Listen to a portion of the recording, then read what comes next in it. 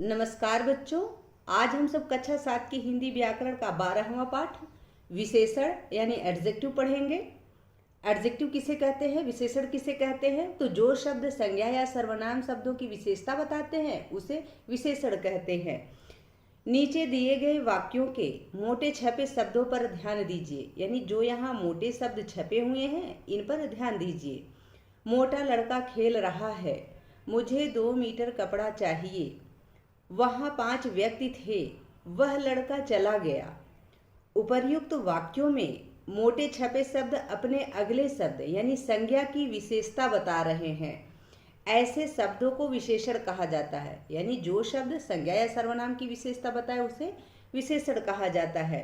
तो यहाँ मोटा शब्द लड़का का विशेषता बता रहा है। लड़का क्या हुआ? यह विशेष्य हुआ। जिसकी विशेषता बताई जाती है उसे विशेष्य कहते हैं, और जो विशेषता होती है उसकी उसे विशेषण कहते हैं। तो यहाँ लड़का शब्द जो है यह विशेष्य है और मोटा शब्द विशेषण है, यानी लड़के की विशेषता यह है कि वह मोटा है। आगे 2 मीटर कपड़ा, यहाँ 2 मीटर जो है यह विशेषण है और कपड़ा विशेष्य है। कपड़े की बड़ाई यह है, कपड़े की विशेषता यह है कि वह 2 मीटर है। ठीक है। इसी प्रकार वहाँ 5 व्यक्ति थे, इसमें व्यक्ति की विशेषता यह है कि वो 5 है, तो व्यक्ति विशेष्य हुआ और 5 विशेषण हुआ। ठीक इसी प्रकार वह लड़का चला गया, तो वह शब्द जो है यह विशेषण है और लड़का यह विशेष्य हुआ, यानी लड़के की बड़ाई यह है, उसकी विशेषता यह है कि वह चला गया। ठीक है। संज्ञा या सर्वनाम की विशेषता बताने वाले शब्दों को विशेषण कहते हैं। यह इसकी परिभाषा है विशेषण की। विशेषण जिस शब्द की विशेषता बताते हैं उसे विशेष्य कहते हैं। विशेषण का प्रयोग विशेष्य से पहले अथवा बाद में भी किया जा सकता है। जैसे मैं ठंडा पानी पीता हूँ, यहाँ विशेषण का प्रयोग पानी से पहले हुआ है। पानी क्या है? विशेष्य है। पानी की विशेषता यह है कि वह ठंडा है। ठीक है। तो यहाँ पहले प्रयोग हुआ है विशेषण का, विशेषण जो है, और यहाँ यह पानी ठंडा है, यहाँ बाद में विशेषण का प्रयोग हुआ है। ये ठंडा शब्द विशेषण है, पानी विशेष्य है, इसकी विशेषता बताई जा रही है कि यह ठंडा है, तो यहाँ बाद में प्रयोग हुआ है और यहाँ पहले प्रयोग हुआ है। तो जो विशेषण होता है वह संज्ञा शब्द के पहले भी प्रयोग किया जा सकता है और बाद में भी प्रयोग किया जा सकता है। विशेषण के भेद यानी काइंड्स ऑफ एडजेक्टिव। तो विशेषण के 4 भेद हैं, यानी विशेषण 4 प्रकार के होते हैं। पहला है गुणवाचक विशेषण, दूसरा संख्यावाचक विशेषण, तीसरा परिमाणवाचक विशेषण और चौथा सार्वनामिक विशेषण। अब हम इसको एक एक करके पढ़ लेते हैं, चारों को विस्तार से। पहला इसमें है गुणवाचक विशेषण यानी क्वालिटेटिव एडजेक्टिव। संज्ञा या सर्वनाम के गुण, दोष, आकार, रंग, स्वाद, अवस्था आदि की विशेषता का बोध कराने वाले विशेषण को गुणवाचक विशेषण कहते हैं। जैसे काला कोट, चतुर बालक, बेईमान व्यक्ति। इसमें कोट की विशेषता यह है कि वह काला है, बालक की विशेषता यह है कि वह चतुर है और व्यक्ति की विशेषता यह है कि वह बेईमान है। ठीक है। गुणवाचक विशेषण के विशेषता बोधक शब्द इस प्रकार हैं, यानी जो उसकी विशेषता बताने वाले शब्द हैं वो इस प्रकार के हैं। जैसे गुण यानी किसी का गुण, दोष, रंग, रूप, आकार इत्यादि किसमें बताए जाते हैं? गुणवाचक विशेषण में। तो गुण बताने वाले शब्द कौन कौन से हैं? जैसे उदार, चतुर, दयालु, विनम्र, शिष्ट आदि। दोष बताने वाले यानी उसकी बुराइयां बताने वाले शब्द जैसे नीच, बुरा, पापी, दुष्ट, अशिष्ट आदि। रंग रूप बताने वाले शब्द काला, लाल, सुंदर, रंगीन, गंधा आदि। आकार प्रकार बताने वाले शब्द गोल, लंबा, ठिगना, चौकोर, विशाल आदि। इसी प्रकार और भी हैं, जैसे स्वाद बताने वाले शब्द खट्टा, मीठा, तीखा, नमकीन, फीका आदि। स्पर्श बताने वाले शब्द नरम, कोमल, चिकना, खुरदरा आदि। तो ये सारे जो शब्द हैं ये संज्ञा के गुणवाचक विशेषण का रूप होते हैं, यानी ये गुणवाचक विशेषण के शब्द हैं। निम्नलिखित वाक्यों में गुणवाचक विशेषण का प्रयोग देखिए और समझिए। जो वाक्य यहाँ लिखे गए हैं इसमें गुणवाचक विशेषण का प्रयोग हुआ है, तो इसको देखिए और समझने का प्रयास कीजिए। इस महिला ने बनारसी साड़ी पहन रखी है। महिला की साड़ी कैसी है? बनारसी। तो साड़ी की विशेषता यह है कि वह बनारसी है, उसका गुण यह है कि वह बनारसी है। ठीक है। मुझे सुंदर मकान मिल गया, यहाँ मकान की विशेषता यह है कि वह सुंदर है, ठीक है। तो यहाँ गुणवाचक उसके गुण को बताया जा रहा है कि वह सुंदर है। साड़ी के गुण को बताया जा रहा है कि वह बनारसी है। आगे है पूर्वी दिल्ली में खेल हो रहे हैं। यहाँ दिल्ली की विशेषता इस प्रकार से बताई जा रही है कि पूर्वी दिल्ली में खेल हो रहे हैं। ये पूर्वी शब्द जो है यह दिल्ली के गुण को बता रहा है। विनम्र व्यक्ति प्रशंसा पाता है, तो इसमें व्यक्ति की विशेषता यह है कि वह विनम्र है और इसलिए वह प्रशंसा पाता है। तो यहाँ व्यक्ति का गुण बताया जा रहा है कि वह विनम्र है। ठीक इसी प्रकार यह आम मीठा है, तो यह आम का गुण है कि वह मीठा है। यहाँ आम के बारे में यह बताया जा रहा है, उसका यह गुण बताया जा रहा है कि वह मीठा है, ठीक है। आगे है दूसरा संख्यावाचक विशेषण यानी न्यूमरल एडजेक्टिव। जिस शब्द यानी विशेषण शब्द से संज्ञा की संख्या का बोध हो उसे संख्यावाचक विशेषण कहते हैं। जैसे मैं 4 केले खाऊंगा, 7 लड़के खेल रहे हैं, कुछ लोग सो रहे हैं। तो यहाँ जो संख्यावाचक शब्द होते हैं वह बताते हैं कि यह संख्यावाचक विशेषण है। यानी जब संख्यावाचक विशेषण होगा तो वहाँ संख्याएं होंगी। जैसे 4 केले, केले की विशेषता यह है कि वह 4 है। 7 लड़के, यहाँ लड़कों की विशेषता यह है कि वे 7 हैं। कुछ लोग सो रहे हैं, इसमें लोग की विशेषता यह है कि कुछ हैं, ठीक है। ये अनिश्चित संख्यावाचक विशेषण है। संख्यावाचक विशेषण के 2 भेद हैं, यानी जो संख्यावाचक विशेषण होता है वह 2 प्रकार का होता है। क निश्चित संख्यावाचक, जैसे 2 लड़के, 4 कमीजें, 5 आम, इस तरीके से जो निश्चित होता है उसे निश्चित संख्यावाचक विशेषण कहते हैं। और दूसरा है अनिश्चित संख्यावाचक विशेषण, जैसे कुछ छात्र, थोड़े आदमी, कोई आदमी, इस तरीके से जो शब्द होते हैं वो संख्यावाचक विशेषण के बारे में बताते हैं कि यहाँ अनिश्चित है, पता नहीं है कि कितने हैं, कुछ हैं, थोड़े हैं, ठीक है। यहाँ कोई मात्रा या फिर उसकी संख्या नहीं बताई जाती है। आगे है तीसरा परिमाणवाचक विशेषण यानी क्वांटिटेटिव एडजेक्टिव। तो यहाँ जो एडजेक्टिव है, जो विशेषण है, उसकी क्वांटिटी बताई जा रही है, उसकी मापतोल बताई जा रही है। तो संज्ञा शब्दों की मापतोल, मात्रा का बोध कराने वाले शब्दों को परिमाणवाचक विशेषण कहते हैं। परिमाण का अर्थ ही होता है कि तुलना, उसका नापतोल।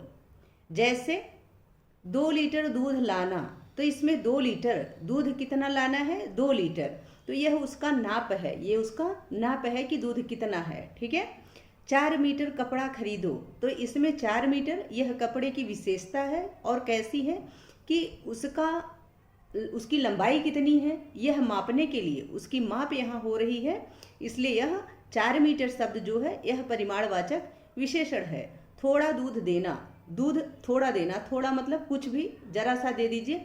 तो इसमें जो थोड़ा शब्द है यह दूध की विशेषता बता रहा है और किस तरीके से उसके नाप तौल के, उसके माप तौल के विषय में बता रहा है कि थोड़ा सा चाहिए, ठीक है। कोई इसका अनिश्चित है, इसलिए इसके बारे में बताया नहीं गया कि 1 पाव दूध दे दीजिए, आधा लीटर दूध दे दीजिए, या फिर 1 लीटर, 2 लीटर, इस तरीके से यहाँ बताया नहीं गया। जबकि यहाँ 2 लीटर दूध यहाँ बताया गया, तो यह निश्चयवाचक है और यह अनिश्चयवाचक है, ठीक है। परिमाणवाचक विशेषण भी 2 प्रकार के होते हैं। क निश्चयवाचक निश्चित परिमाणवाचक विशेषण, जैसे 2 लीटर दूध, 5 किलो चीनी। दूसरा अनिश्चित परिमाणवाचक विशेषण, जैसे थोड़ी सब्जी, कुछ चीनी, थोड़े आदमी, कुछ औरतें। इस तरीके से जब हम शब्द बोलते हैं तो वो क्या होते हैं, अनिश्चित परिमाणवाचक विशेषण होते हैं, ठीक है। आगे है चौथा यानी सार्वनामिक या संकेतवाचक विशेषण, डेमोन्स्ट्रेटिव एडजेक्टिव। जिन सर्वनामों का प्रयोग संज्ञा के साथ उसके विशेषण के रूप में होता है उसे सार्वनामिक विशेषण कहते हैं। जैसे वह लड़की पढ़ती है, कुछ लड्डू दीजिए, इस प्रकार के जो शब्द होते हैं वो सार्वनामिक विशेषण का उदाहरण होते हैं। सर्वनाम और सार्वनामिक विशेषण में अंतर, सर्वनाम और सार्वनामिक विशेषण में अंतर भी होता है। जैसे जब सर्वनाम संज्ञा के स्थान पर प्रयुक्त होता है तब वह सर्वनाम होता है, यानी जब तो सर्वनाम शब्द का प्रयोग संज्ञा के स्थान पर होता है तब वह सर्वनाम होता है, और जब वह संज्ञा से पहले प्रयुक्त होकर उसकी विशेषता बताता है तब वह सार्वनामिक विशेषण कहलाता है। जैसे वह प्रथम आया है, तो इसमें यह सर्वनाम है। वह प्रथम आया है, प्रथम आना, जो प्रथम आया है वह जो है यह शब्द उसके स्थान पर प्रयोग हुआ है। जैसे राम प्रथम आया है, श्याम प्रथम आया है, तो राम या श्याम की जगह वह का प्रयोग हुआ है, इसलिए यह सर्वनाम है। आगे सार्वनामिक विशेषण का उदाहरण यह है कि वह लड़का प्रथम आया है। पिछले वाक्य में था कि वह प्रथम आया है, यानी संज्ञा के स्थान पर सर्वनाम का प्रयोग हुआ था। वह शब्द का प्रयोग राम या श्याम किसी ऐसे व्यक्ति के स्थान पर प्रयोग हुआ था, जबकि यहाँ बताया जा रहा है कि लड़का जो कि संज्ञा है, लड़का संज्ञा है, तो यहाँ उसकी विशेषता बताई जा रही है और यह वह शब्द जो है इसके आगे लगा हुआ है, इसलिए यह सार्वनामिक विशेषण हुआ। खाने को कुछ दो, यह सर्वनाम हुआ, यानी कुछ दो, तो इस प्रकार से यह सर्वनाम हुआ क्योंकि इसके पीछे कोई भी संज्ञा शब्द नहीं है, आगे कोई भी संज्ञा शब्द नहीं है, इसलिए यह सर्वनाम है। ठीक है, अभी आप यहाँ बोल सकते थे खाने को केला दो, खाने को खाना दो, तो कुछ इस तरीके से जब आप बोलते तो वो संज्ञा होता और संज्ञा के स्थान पर कुछ कहा गया है, इसलिए यह यहाँ पे सर्वनाम है। और सार्वनामिक विशेषण यह कैसे बन जाता है, खाने को कुछ लड्डू दो, तो जैसे ही लड्डू के आगे कुछ लग जाता है, लड्डू जो है यह संज्ञा है, इसके आगे जैसे कुछ लगा तो यह सार्वनामिक विशेषण हो गया। यानी यह सर्वनाम जब लड्डू के आगे लगा, संज्ञा के आगे लगा, तो यह क्या हो गया, सार्वनामिक विशेषण हो गया। और सार्वनामिक विशेषण की विशेषता यही है कि यह संज्ञा शब्द के आगे लगकर उसको सार्वनामिक विशेषण बनाता है। ठीक है, आगे है परिमाणवाचक और संख्यावाचक विशेषण में अंतर। यानी जो परिमाणवाचक विशेषण होते हैं और जो संख्यावाचक विशेषण होते हैं उनमें क्या अंतर होता है। गणनीय वस्तुओं के साथ प्रयोग किए जाने वाले विशेषण संख्यावाचक विशेषण होते हैं। यानी जिन वस्तुओं की हम गिनती कर सकते हैं वो संख्यावाचक विशेषण होते हैं, जबकि अगणनीय वस्तुओं जिन्हें तोला मापा जाता है उनके साथ परिमाणवाचक विशेषण प्रयुक्त होते हैं। यानी जिन वस्तुओं को हम गिन नहीं सकते, जैसे दूध को हम गिन नहीं सकते, पानी को हम गिन नहीं सकते, चीनी को हम गिन नहीं सकते, चावल को हम गिन नहीं सकते, सरसों को हम गिन नहीं सकते, तो इस प्रकार जो शब्द होते हैं, जो वस्तुएं होती हैं जिनकी हम गिनती नहीं कर सकते, वो किस में आ जाते हैं, वे परिमाणवाचक संज्ञा होते हैं, वो परिमाणवाचक विशेषण होते हैं। और जिनकी गिनती हम कर सकते हैं, जैसे केला है, आम है, कुछ इस प्रकार की चीजें हैं, किताबें वगैरह हैं, जिनको हम गिन सकते हैं, वो क्या होते हैं, वो संख्यावाचक विशेषण होते हैं। जैसे उदाहरण देखिए, 4 केले, यह संख्यावाचक है क्योंकि केले को हम गिन सकते हैं। 2 लीटर दूध, तो दूध को हम नहीं गिन सकते, इसको हम सिर्फ माप सकते हैं, तौल सकते हैं, इसलिए यह परिमाणवाचक विशेषण हुआ। प्रविशेषण, प्रविशेषण किसे कहते हैं, अब हम यह भी जान लेते हैं। तो विशेषण शब्दों की विशेषता बताने वाले शब्द प्रविशेषण कहलाते हैं। अब तक आपने पढ़ा कि संज्ञा और सर्वनाम की विशेषता बताने वाले शब्दों को विशेषण कहते हैं। तो अब प्रविशेषण वह होता है जो संज्ञा और सर्वनाम शब्दों की विशेषता नहीं बताता, बल्कि विशेषण शब्दों की विशेषता बताता है। यानी जो विशेषता बताई गई है किसी शब्द की, उसकी विशेषता बताने वाले शब्दों को प्रविशेषण कहते हैं। जैसे गहरी काली साड़ी, तो यहाँ साड़ी जो है यह विशेष्य है, इसकी विशेषता बताई जा रही है कि वह काली है, लेकिन यह विशेषण है, काली शब्द विशेषण है और इसकी विशेषता यह है कि यह गहरी काली है, गहरी है यानी गाढ़ी काली है, डार्क है। तो यह डार्क होना, गहरी होना इस काली शब्द का विशेषण है, इसलिए यह प्रविशेषण हुआ। ठीक है, बहुत अधिक गर्मी, तो गर्मी जो है यह विशेष्य है, अधिक गर्मी होना यह विशेषण है, यानी गर्मी की विशेषता यह है कि वह अधिक है, इसलिए यह अधिक शब्द विशेषण हुआ। और बहुत अधिक, तो बहुत शब्द जो हुआ यह प्रविशेषण हुआ, यह विशेषण की भी विशेषता बता रहा है। यानी गर्मी की विशेषता यह हुई कि वह अधिक है, लेकिन अधिक की यह विशेषता यह हुई कि वह बहुत ज्यादा है, बहुत अधिक है, तो बहुत शब्द क्या हो गया, प्रविशेषण हो गया। यह विशेषण की भी विशेषता बता रहा है। आगे है विशेषणों की तुलना, यानी डिग्रीज ऑफ एडजेक्टिव्स।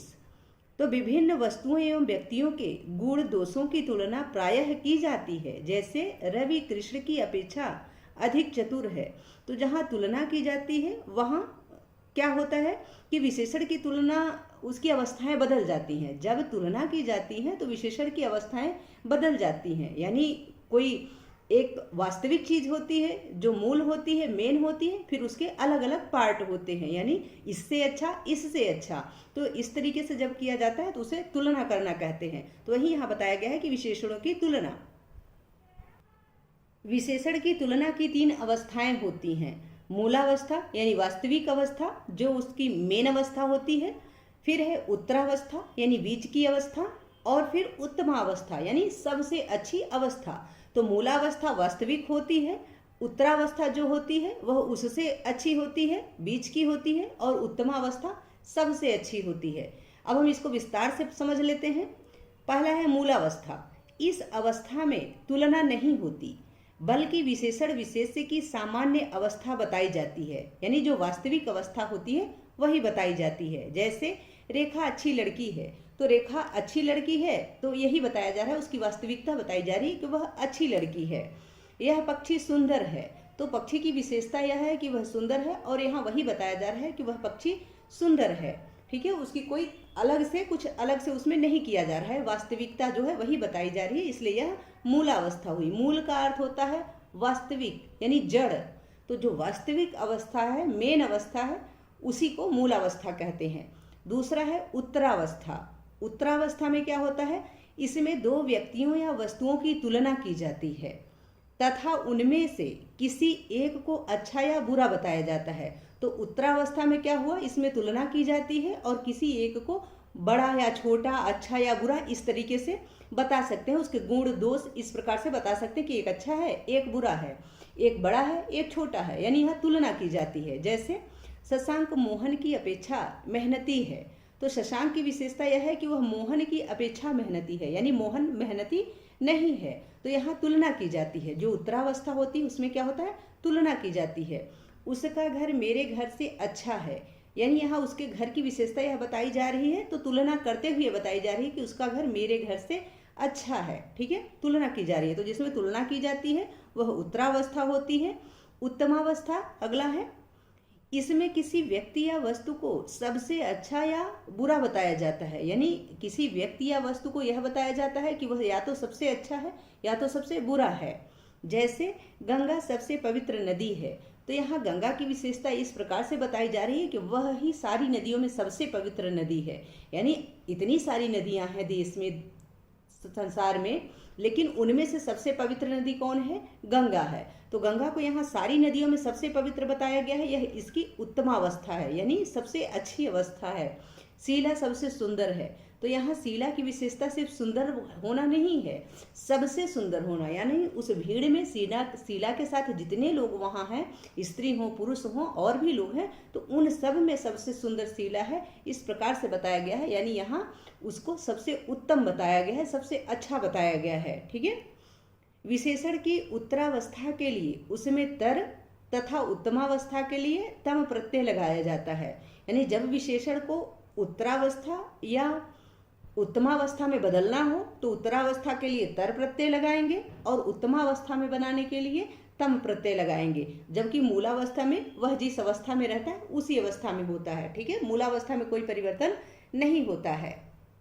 यहाँ कुछ उदाहरण दिए गए हैं तीनों अवस्थाओं के, तो उसको हम देख लेते हैं। प्रमुख विशेषणों की तीनों अवस्थाएं, ये मूलावस्था, ये उत्तरावस्था और यह उत्तमावस्था। तो मूलावस्था अधिक, अधिक शब्द जो है यह वास्तविक शब्द है, इसकी उत्तरावस्था है अधिकतर, और उत्तम अवस्था क्या है, अधिकतम।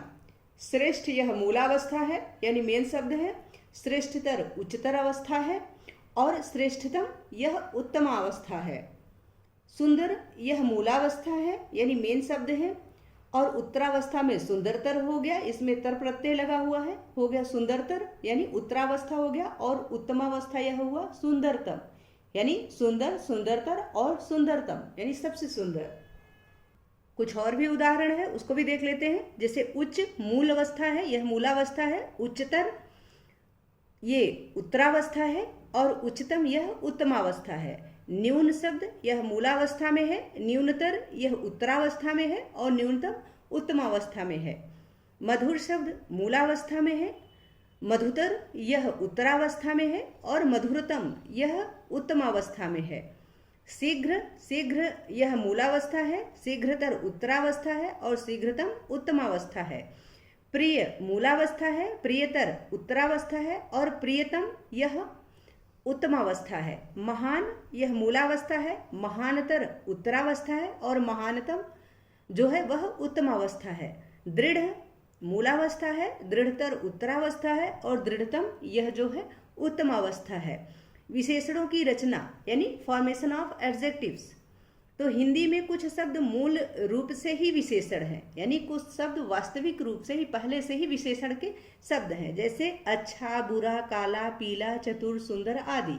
ये जो शब्द हैं ये मूल रूप से ही यानी पहले से ही विशेषण हैं। कुछ विशेषणों की रचना अन्य शब्दों से की जाती है और कुछ विशेषण ऐसे होते हैं जिनकी अन्य शब्दों से रचना की जाती है। जैसे क्या है, संज्ञा से विशेषण बनाना। तो यहाँ संज्ञा से विशेषण कैसे बनाया जाता है, तो संज्ञा से विशेषण प्रत्यय लगाकर बनाया जाता है, यानी संज्ञा प्लस प्रत्यय इक्वल टू विशेषण।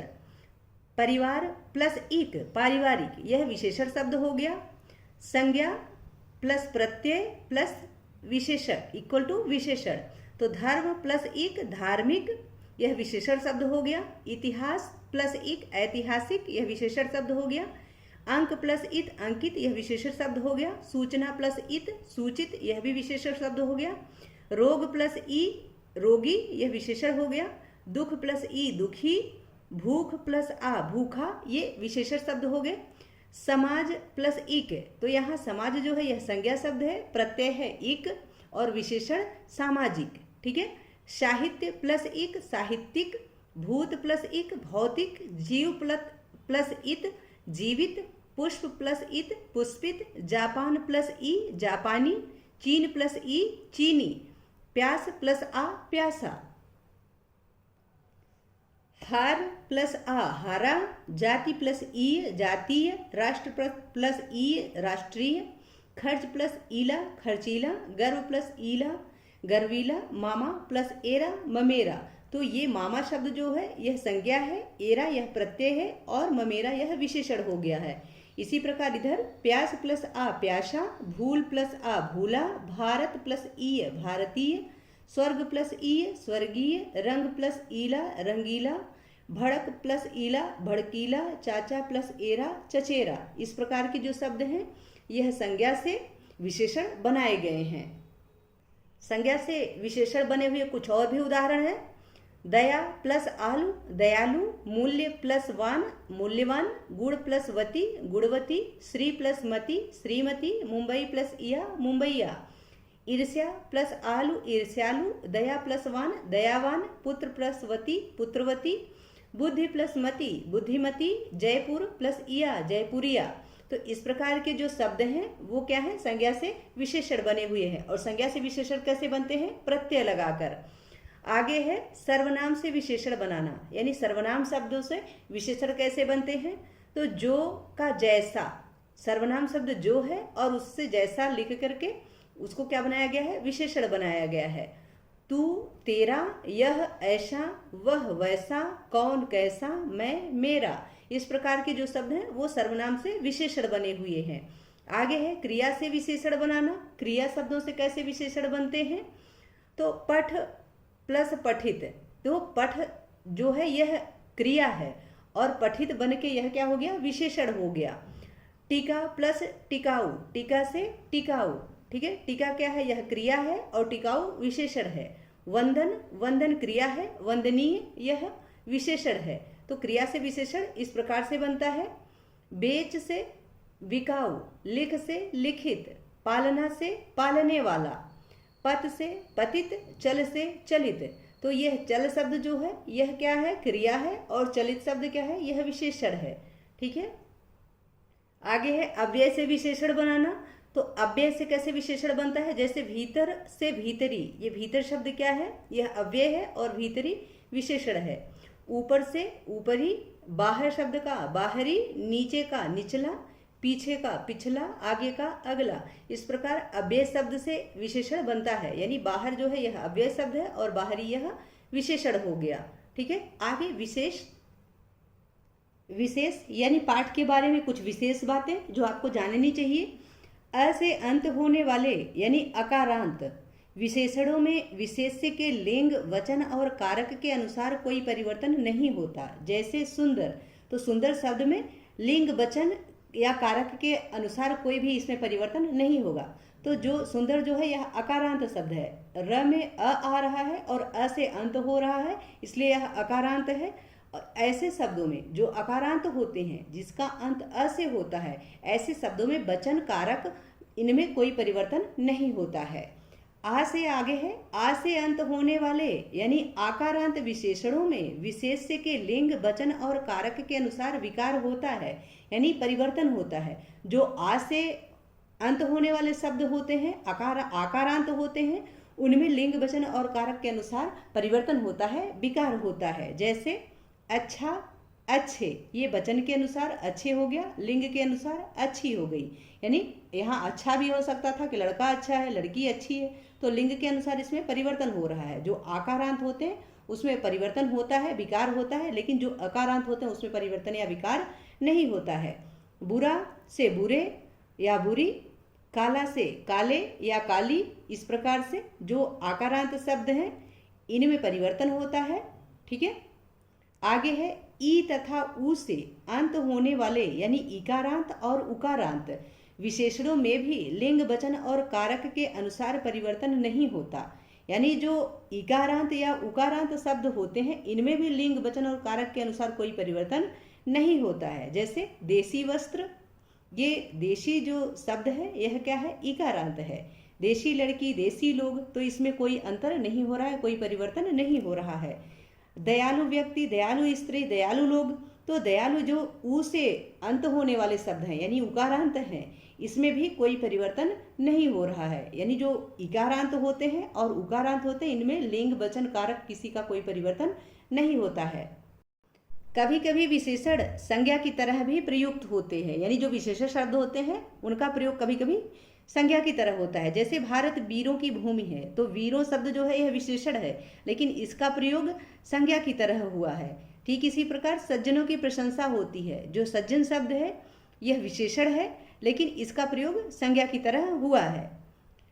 आपने पढ़ा यानी अब तक आपने पढ़ा, संज्ञा या सर्वनाम की विशेषता बताने वाले शब्द विशेषण कहलाते हैं।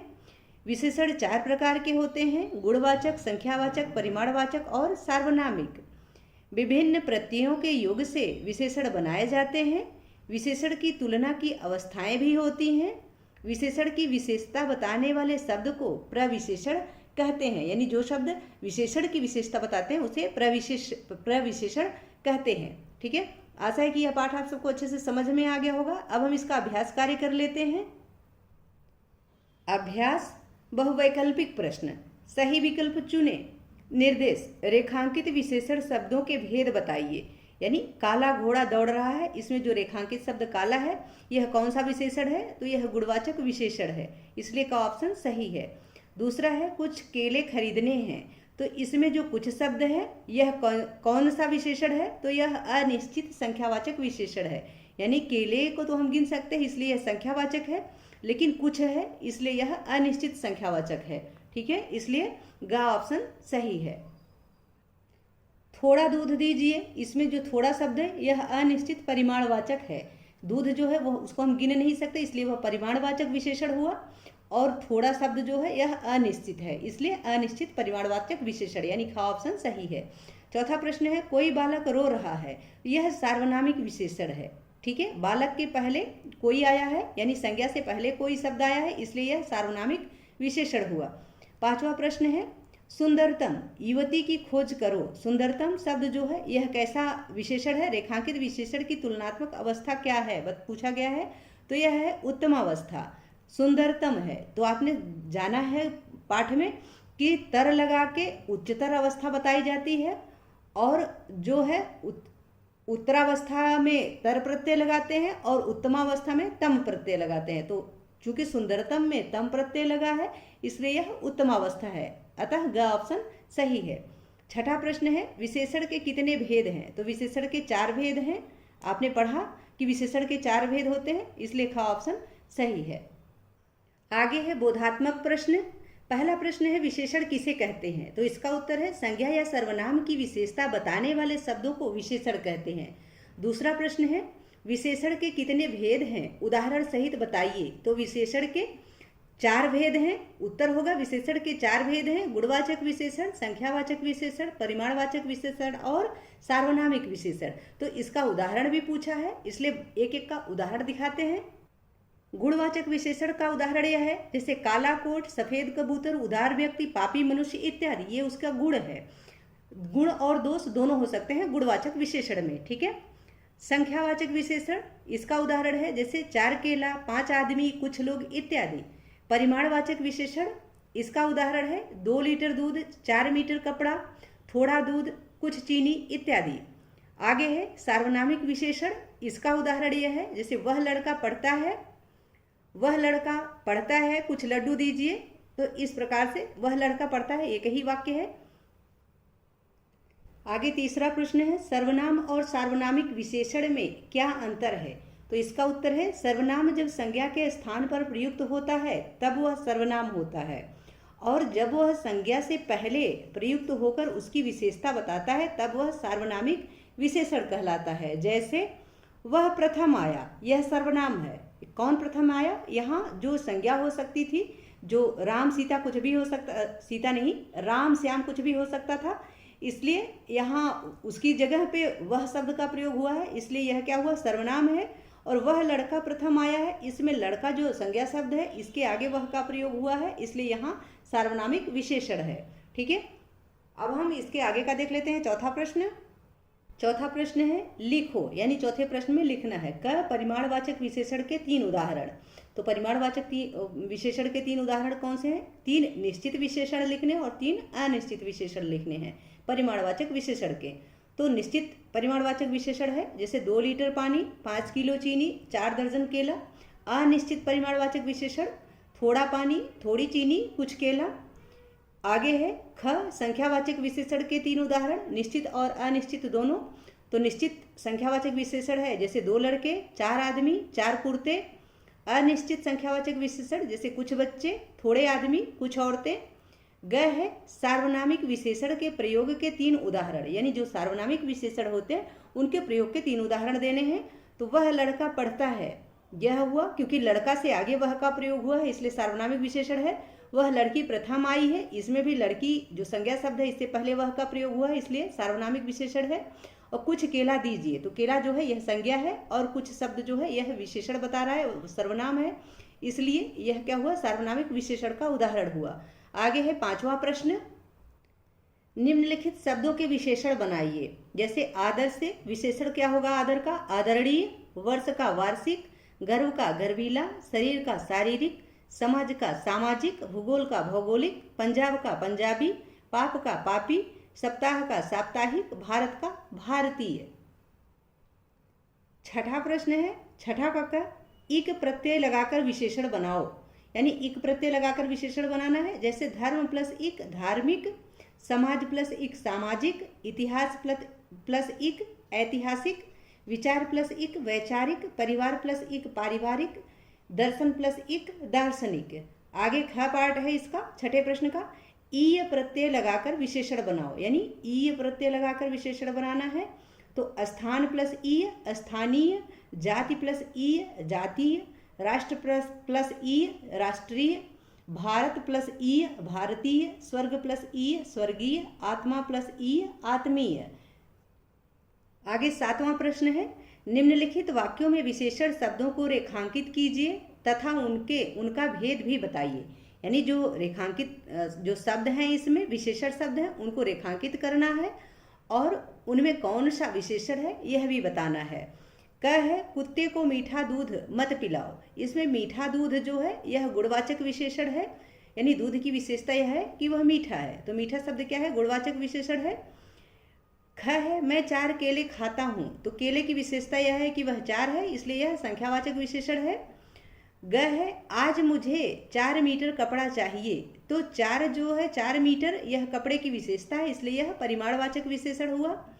घ है तुम्हें प्रातःकाल गर्म दूध पीना चाहिए, इसमें गर्म जो है यह दूध की विशेषता है, इसलिए यह गुणवाचक विशेषण है, उसका गुण बताया जा रहा है।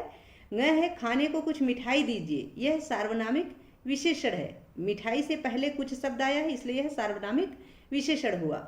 आगे है 8वां प्रश्न, इन विशेषण शब्दों की उत्तरावस्था और उत्तमावस्था लिखो। यानी जो विशेषण शब्द आपको यहाँ दिए गए हैं, इनका उत्तरावस्था इनकी लिखनी है तथा उत्तमावस्था लिखनी है।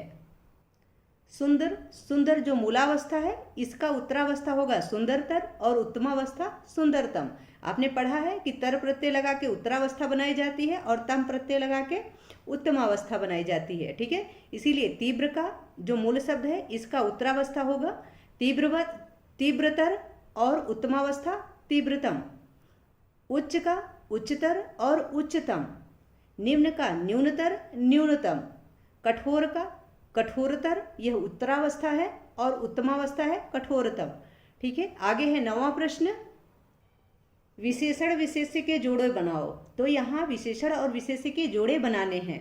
तो ये विशेषण शब्द दिए गए हैं और ये विशेष्य शब्द हैं, इनके जोड़े बनाने हैं। तो संख्या में हमने यहाँ लिख रखा है जो जोड़े हैं और उनको बना के इधर लिख रखा है। ठीक है, जैसे काला, लाल, ऊंचा, चार, राष्ट्रीय, थोड़ा, सुंदर, अंधेरी, इनका विशेष्य क्या होगा वह हमने यहाँ लिख रखा है। काला, काला जो विशेषण शब्द है, इसका विशेष्य है घोड़ा, यानी काला घोड़ा। फिर लाल शब्द का कमीज, यानी लाल कमीज। ऊंचा शब्द का पेड़, यानी पेड़ ऊंचा है, यह विशेष्य है, पेड़ विशेष्य है। इसको विशेष्य के नीचे जो लिखा गया है यह विशेष्य है, विशेषण के नीचे जो लिखा गया है वह विशेषण है। ठीक है, ऊंचा, पेड़, चार, किताबें, राष्ट्रीय, झंडा, थोड़ा, दूध, सुंदर, लड़की, अंधेरी, गुफा। तो अंधेरी शब्द क्या है, यह विशेषण है और गुफा यह विशेष्य है। तो ये देखिए, ये विशेष्य है इसलिए यहाँ विशेष्य लिखा गया है, ये विशेषण है इसलिए यहाँ विशेषण लिखा गया है। आशा है कि यह पाठ तथा इसका अभ्यास कार्य आप सबको बहुत अच्छे से समझ में आ गया होगा।